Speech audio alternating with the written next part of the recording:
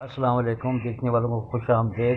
حضرت ابو بکر صدیق رضی اللہ تعالیٰ عنہ کے دور میں ایک زانی عورت نے دربار میں شور مچا دیا کہ ایک نوجوان نے میرے ساتھ زبردستی کی ہے، میں اس کے بچے کی ماں بننے والی ہوں۔ ارد گرد کے لوگوں کا ہجوم تھا، لوگ حیران ہو گئے۔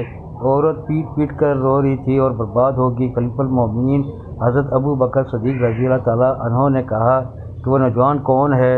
تو عورت نے جواب دیا، اگر میں نے بتا دیا تو آپ بھی اس کو کچھ نہیں کہو گے، کیونکہ وہ نوجوان حضرت عمر فاروق رضی اللہ تعالیٰ عنہ کا بیٹا ہے۔ سب درباریوں کے پاؤں سے زمین نکل گئی۔ اس وقت دربار میں حضرت ابو بکر صدیق کے ساتھ ساتھ عمر فاروق، حضرت عثمان غنی، حضرت مولا علی کرم اللہ وجہ کریم بھی تشریف فرما تھے۔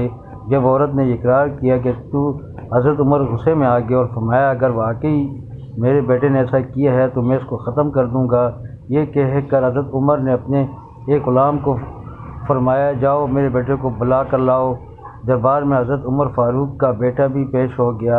حضرت ابو بکر صدیق رضی اللہ تعالیٰ عنہ نے عورت سے کہا کہ اب بتاؤ تیرے پیٹ میں جو بچہ ہے کس کا ہے؟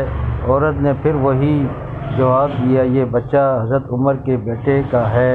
حضرت عمر فاروق کے بیٹے دربار میں رو رو کر کہہ رہے تھے کہ بابا، میں اس کو جانتا تک نہیں اور نہ ہی کبھی اس کو عورت کو دیکھا ہے۔ حضرت علی کرم اللہ وجہ کریم بولے اور عورت سے کہا کہ گواہ پیش کر، کیا تیرے پاس ہے کوئی ثبوت ہے؟ تو وہ آدمی بول پڑے، جی ہم گواہی دیتے ہیں کہ حضرت عمر کے بیٹے نے اس کے ساتھ ایسا ہی کیا ہے۔ عورت چیخ رہی تھی، دربار میں سب لوگ حیران تھے۔ اچانک حضرت عمر فاروق رضی اللہ تعالیٰ عنہ نے دیکھا کہ عورت کی قمیص کے نیچے ایک کپڑا لٹک رہا ہے۔ حضرت عمر چلتے چلتے اس عورت کے قریب ہو گئے اور اس سے کہا کہ تم شادی شدہ ہو؟ عورت نے کہا جی۔ حضرت عمر فاروق رضی اللہ تعالیٰ عنہ نے کہا اپنے شوہر کو بلا۔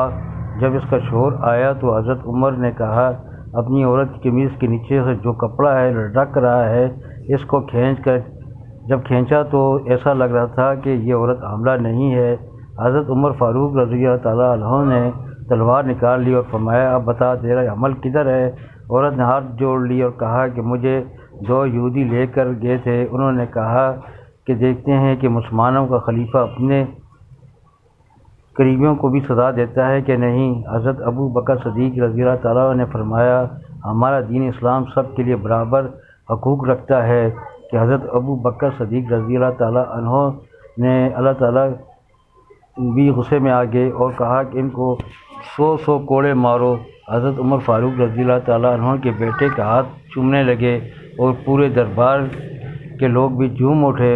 تو دوستو، یہ ہے ہمارا دین اسلام۔ مزید اس طرح کی ویڈیو دیکھنے کے لیے اس چینل کو سبسکرائب کر دیجیے۔